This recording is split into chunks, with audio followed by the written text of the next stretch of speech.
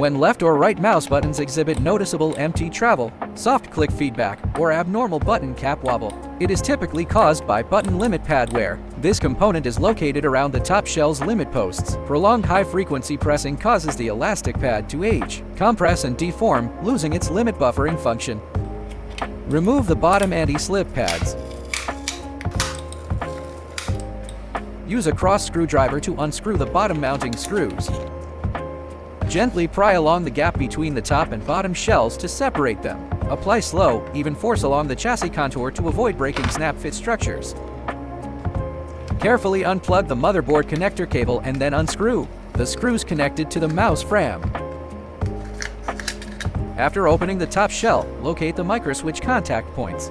Use tweezers to gently lift the edge of the worn old pad at a 45 angle and slowly peel it off, avoiding adhesive residue on the contact surface.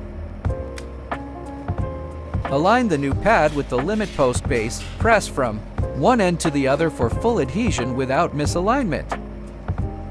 Reassemble in reverse order. Snap the shells back. Tighten screws and reapply the anti-slip pads.